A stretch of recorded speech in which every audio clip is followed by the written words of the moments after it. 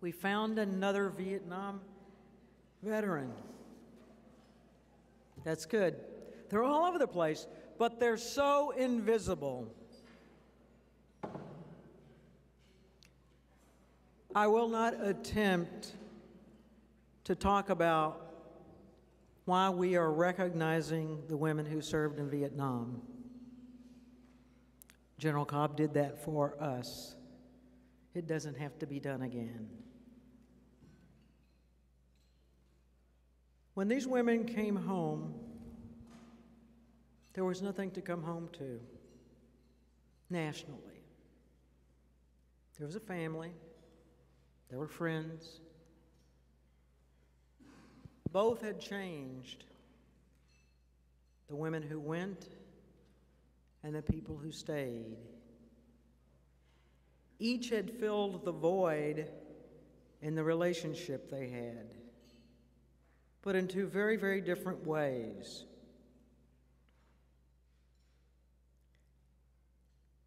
Within the ranks of the women who served in Vietnam, in the Army at least, and most of them were in the Army,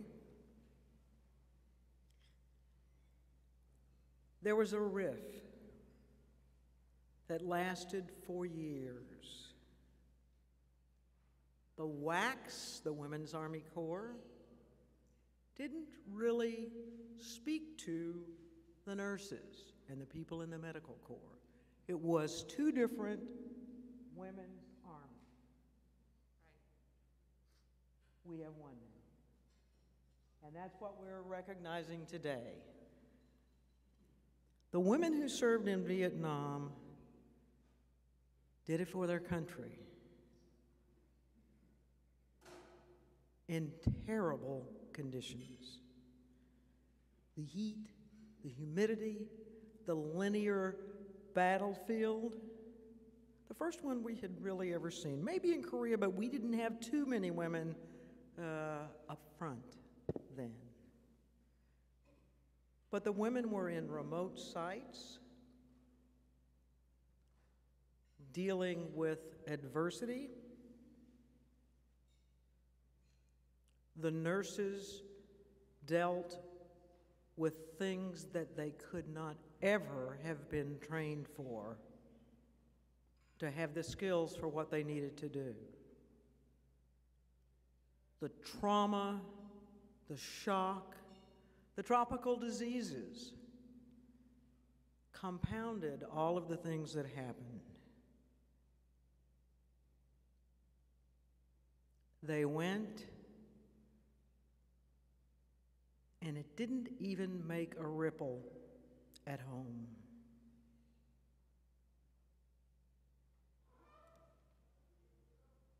We want to change that today and do our part. We want to recognize the women who served in Vietnam and to induct them into the Army Women's Hall of Fame. They as a group are deserving, they as individuals are deserving.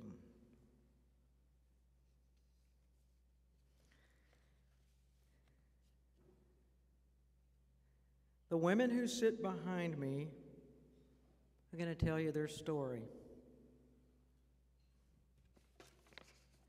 I'll quit talking and let them talk.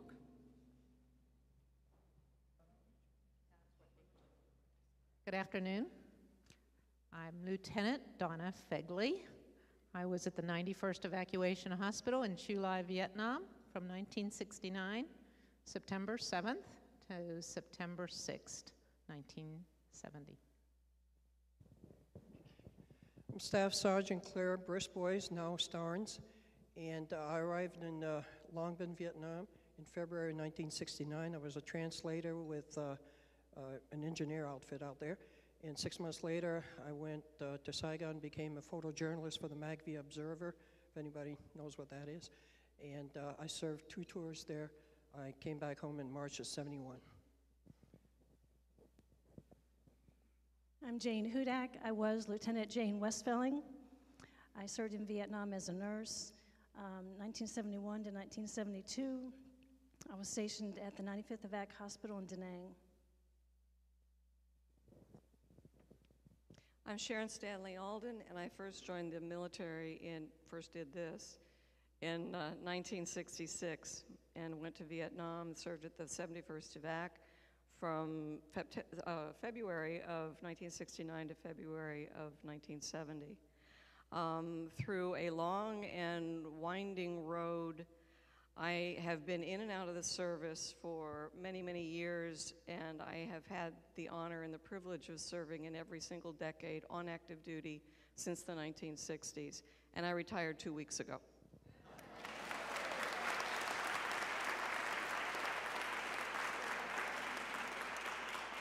I'm Priscilla Landry Wilkowitz. I was the Spec 5. I worked for the Inspector General's office. I got to Vietnam January 5th of 68 and left September 5th of 69, ETS, and I'm Louisiana proud.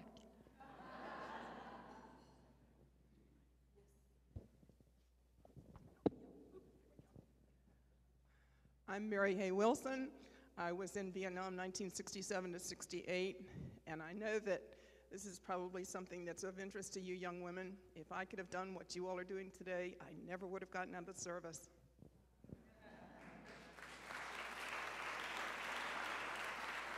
Sergeant First Class Carol A. Gitman, Vietnam 68 to 70. I'm Diane Carlson Evans. I served in the Army Nurse Corps from 1966 to 1972.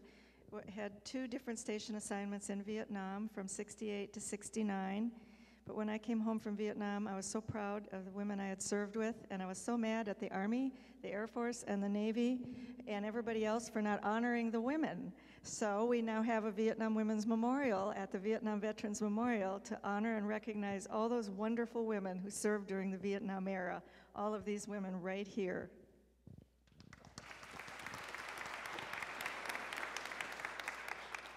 I'm Colette Kaiser, and I was a captain at Quin Yon, 67th Evac Hospital from February of 69 to February of 70. And I was an operating room nurse, and I came home, stayed in, and retired in 1990 as a colonel.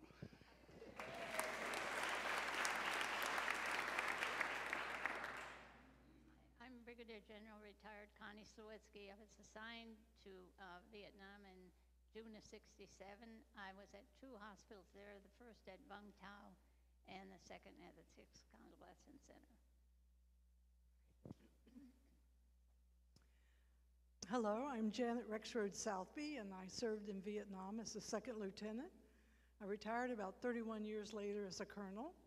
But I do want to say that's me having lunch, sitting on the concrete pad, and you can see what our hospital looked like. We took it in on the troop ship, and we think we did a good job, but we were happy to come home.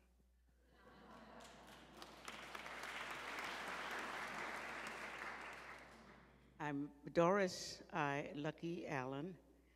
I told them, I warned them against giving me this microphone because I said I was going to talk longer than 2 minutes. I was going to talk until I finished. So,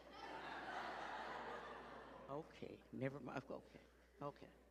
I was in Vietnam from October 1967 until September 1970, 3 years. I have 10 combat stars. I have 3 Bronze Stars. And with all this stuff, I can go in a coffee shop and give them $1.25, and I can get a cup of coffee.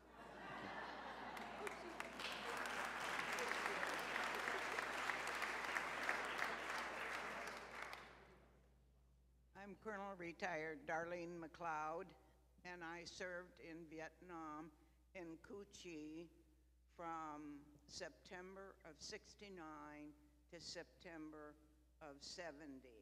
I currently reside in Alexander, Virginia. I would not give you any amount of money for my service in Vietnam.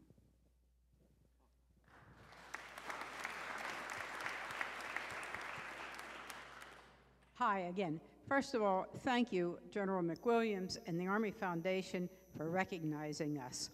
I am Nancy Jurgovich. I was the company commander at Long Bend, which I considered the best assignment I had in all my time in the military. And there's one lady here who should be up here right now that I have always thanked for that, and that is who we all know, General Pat Foote. And she has been my mentor and my heroess.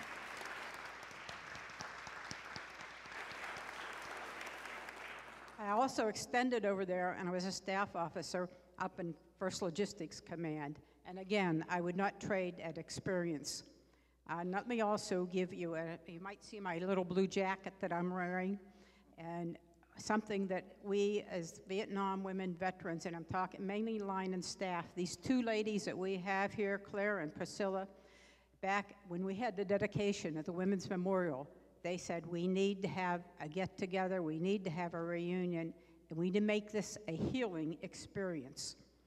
I owe them so much credit that they got this organization together. I currently am the president, but I always want them to know we would be nowhere without them, and they still work very hard for our organization.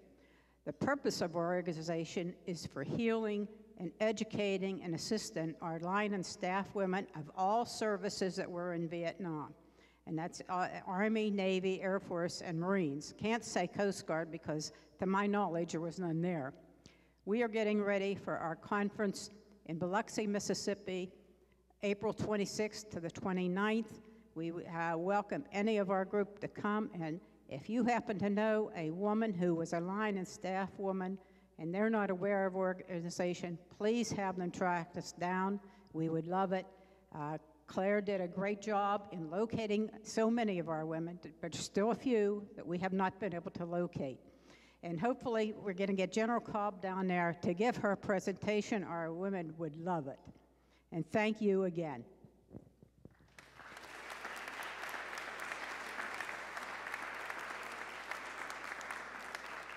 General Foote, where are you?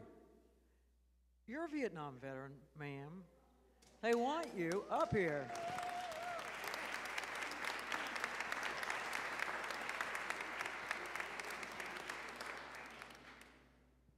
Okay.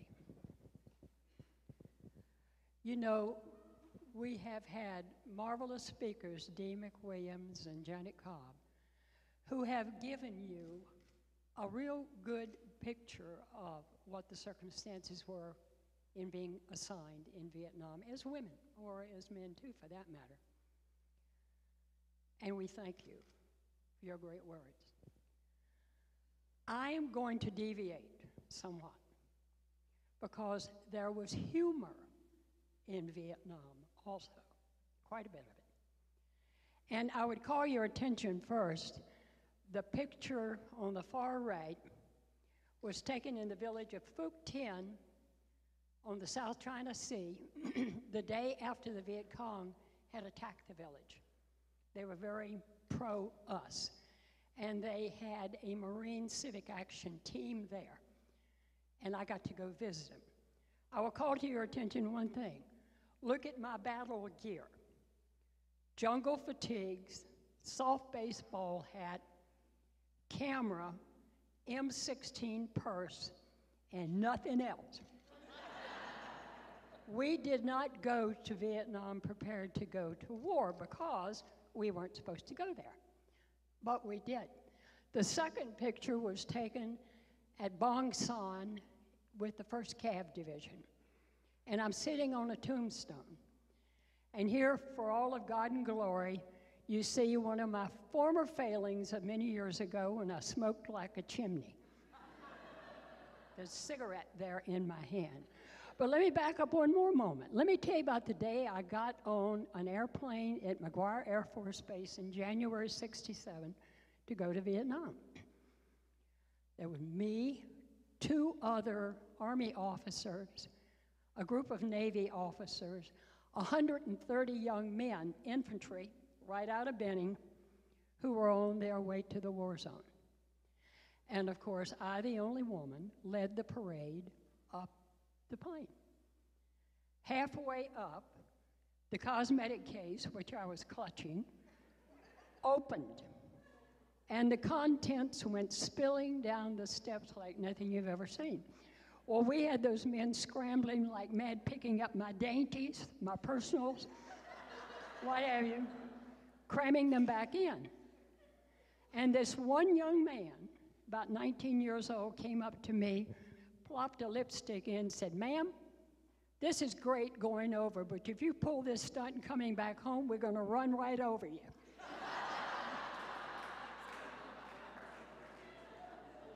And he would have. I worked with a wonderful group of people in Vietnam.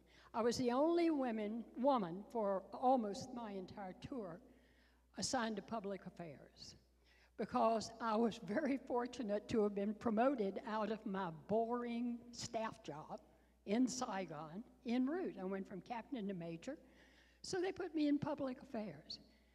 And I was one of the few women, other than nurses, who were all over the battlefield. I was one of the few women who got to go out routinely to the 2 core tactical areas, to all the divisions, the separate brigades, wearing my battle gear, I should say, to try to help the information officers at the division level in their work. So I got a view of Vietnam that was total. I got to go everywhere. And I felt myself very lucky, because most of the women who were assigned there, other than nurses, were pretty well staying where they were in Saigon, Cam Ranh Bay, Nha Trang, Quy Nhon. They didn't travel very much. I did. How did I get to Vietnam? By going around Colonel Hoisington. She twice disapproved my request to be sent to Vietnam. Then I came up for the advanced course and had the option to go to the Adjutant General advanced course, other than the WAC advanced course. And I said, I'll do that, because those boys would send me to Vietnam in a heartbeat, and they did. General Sherry Kadori and I were in that class, and we went over there together. I lived in Long Binh for 6 months, and Saigon for 6 months, and in the RMK construction area with the women who were in the Women's Army Corps, the detachment. And we all shared the billets. The walls were half board, half screen. I slept under a shower curtain most of the whole year, and not a thing I had was not mildew. It really was. But we had a wonderful group, wonderful camaraderie. The WACs would get out every night and watch movies, and invariably they were war movies that they watched. I think we saw every John Wayne movie you could see. But in the meantime, all of these women, all of them here, and all of them, wherever they are, the 8,000 plus who are scattered across this country, were working 12-hour days, 7 days a week. And it was real tough work. I did get to ride on a Ciclo, which is a Harley Davidson with 2 seats up front in downtown Saigon, and you get to play the bumper. You're sitting up there, and oh boy, you may make it back, you may not. But it was a year of growth for me. It was a year of growth for all of us. I had an extra duty every morning at the R&K building to go wake up the WAC officers. They knew I got up at 6 o'clock or 4 o'clock. And I would run up and down that second floor yelling, "Crack, crack, the dawn is breaking." They wanted to kill me. But I told that was better than hearing that guy do "Good morning, Vietnam" at 6 a.m. And you remember that? Yeah. But it wasn't all fun and games. I had pneumonia. Peggy Prossen's probably going to get a hook and pull me off in any minute. But I caught pneumonia in Vietnam, was in Third Field Hospital being processed in as the only woman patient in the hospital. And while I was in the emergency room, the doors crashed open, and in came a team that had just come in on a medevac flight, bringing a young man who had been hit by mortar fire down in Dong Tam in with the 9th Division. And the young man was saying, "I can't breathe, I can't breathe." And he quit breathing. And that medical team worked on him for 45 minutes, trying to bring him back to life. And they couldn't. And when they stood up with that look of tragedy all over their face, one of them came over to me and said, "Ma'am, we're sorry you had to see this." I said, "I am just sorry that I'm here in your way." It took me 10 years to find out who that young man was. His name's on the wall. His name is Robert Longoria Salinas. I tracked him down through casualty, and he lived in Pettis, Texas. But I waited too long because I couldn't catch up with his family to let them know the magnificent medical care he had received. So we're all coming home today to being recognized for who we are, Vietnam vets. We called ourselves the bootleggers of Old Long Binh. We had a great group. I'll give you one more thing, and then Peggy, I promise I'll shut up. I had my ukulele with me, and while you're over there, you got to do something to entertain yourself at night, so I began writing parodies. And I wrote one parody it was to the tune of the Green Beret, the Ballad of the Green Beret. This is after Colonel Hoisington had visited us and yelled at us for 4 days for wearing those trashy fatigues. So I wrote this song and remember the strain. U.S. Army Vietnam has me in an awful jam with Colonel Hoisington who storms at our damn trashy uniforms. And then we had a chorus we sang to go with it. And then I wrote Beautiful Long Binh to Beautiful Dreamer. Beautiful Long Binh beckons to you, monsoons and dust storms and tons of mildew, acres of nothing, oceans of mud. Who picked this location sure picked us a dud.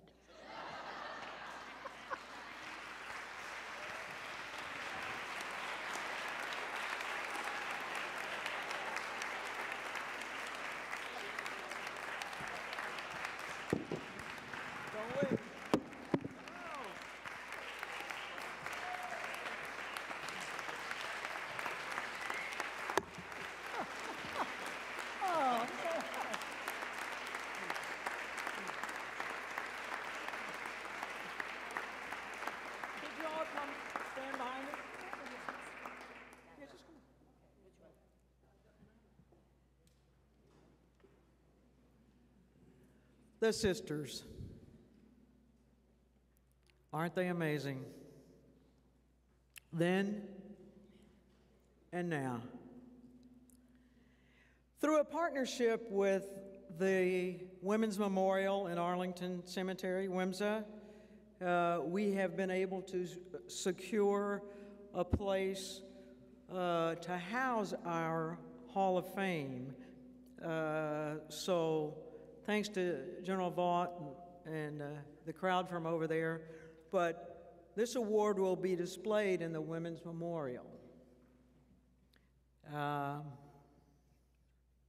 With gratitude for what you did, welcome to the Army Women's Hall of Fame. Thank you very much. Thank you.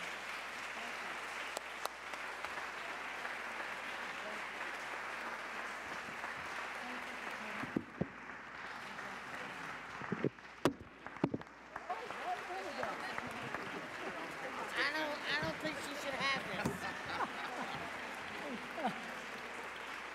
Well, I need to get this thing up so I can get this thing out. I accept this in the name of the more than 8,000 women in uniform who served in Vietnam from 1962 to 1975. Each of you owns one of these wonderful prisms. This is yours. Come visit it at the Women's Museum. And if you will let me do one other thing, I'm going to close everything for me by quoting from a poem that comes from the Jewish Book of Prayer that appears in a book that the women of the line put together about Vietnam. And it's a wonderful, so far as I'm concerned, ending. We remember them. And Jan Cobb used part of it too. In the rising of the sun and its going down, we remember them. In the blowing of the wind and the chill of winter, we remember them. In the rustling of leaves and the beauty of autumn, we remember them. In the beginning of the year and when it ends, we remember them. When we are weary and in need of strength, we remember them. When we are lost and sick at heart, we remember them. So long as we live, they too shall live, for they are now a part of us as we remember them. And I will forever remember you, and we will all remember each other in shared experiences in a difficult time in our nation's history. Thank you.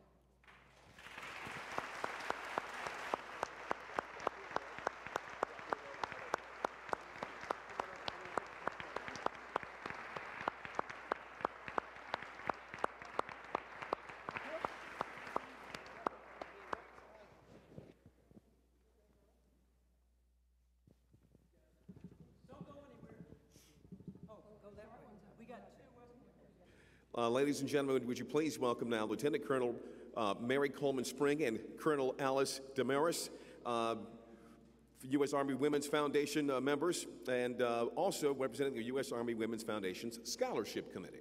Ladies? Wait. Oh, man, I'm dying.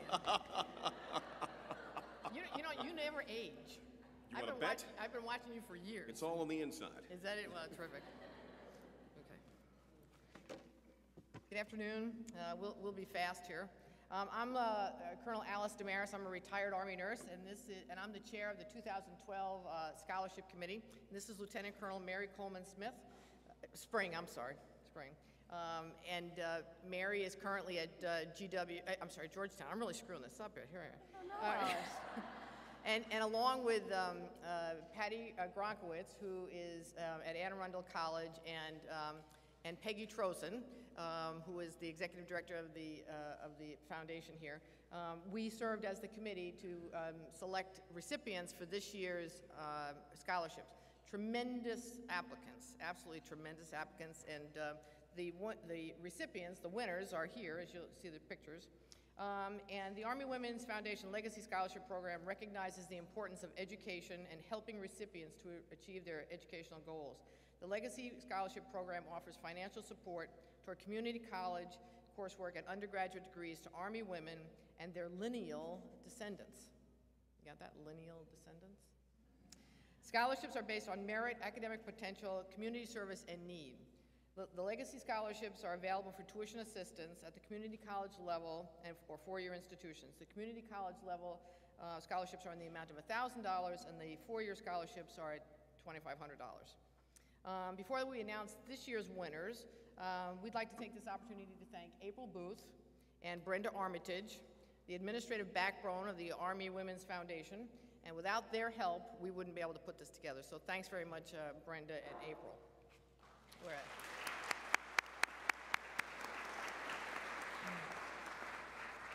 So this year we've given 6 recipients, 1 to a community college student and 5 to students in four-year schools.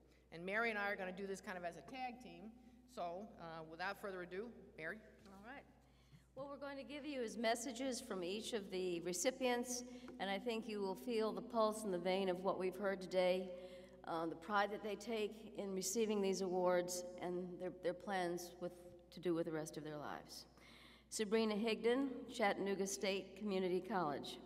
Your confidence and financial support will help me move one step closer to my goal, registered nurse at the local VA. My Army experience has contributed to my success as a mother and a soldier. Each experience forced me into a new level of growth as a soldier, a woman, and a mother. She says, thank you.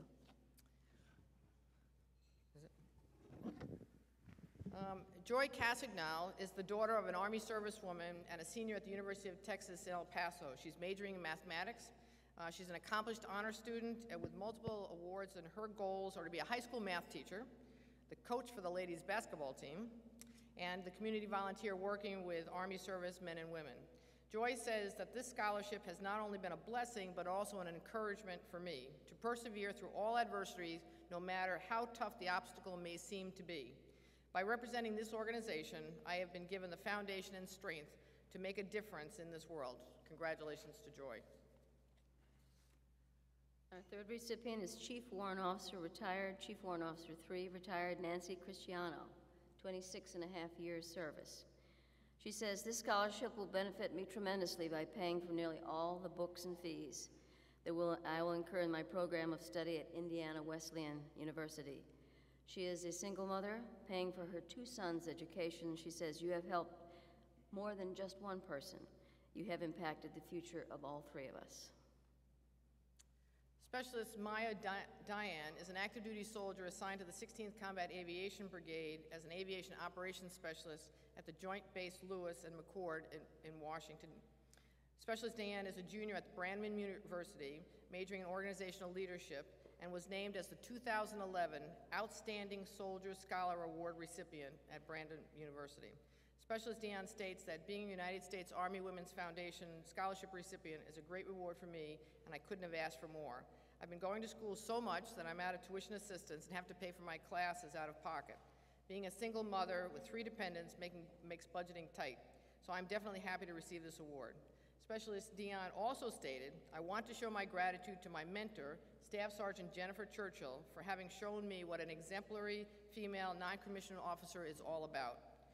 She taught me how women can excel in any field they choose and to be the best example what an NCO should be. So thanks very much to Staff Sergeant Churchill for her leadership and mentorship, and congratulations to Specialist Dion. Amber Gibson is at the University of Wisconsin-Eau Claire. She says, this award gives me a sense of empowerment. I will be the first person in my family to obtain a college degree, which is something remarkable.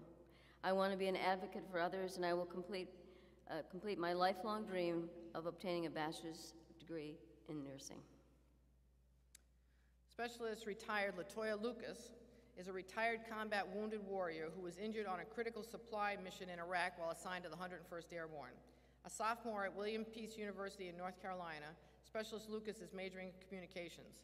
During her long convalescence at Walter Reed Army Medical Center, Specialist Lucas dedicated her life's work to advocating for the combat-injured veterans as a motivational speaker. Her message of perseverance through adversity has touched the hearts of many affected veterans and others. Specialist Lucas has been rewarded for her persistence and work with numerous awards and has been named to the United States Department of Veterans Affairs Advisory Committee on Women's Veterans. It is only fitting that the Army Women's Foundation Legacy Scholarship recognize Specialist Lewis with this scholarship so she can continue to hone her skills as a speaker and as an advocate. Specialist Lucas tells us that the Army Women's Foundation is well known as a foundation that recognizes and honors the dedication and vision of women that have sacrificed in the defense of our nation.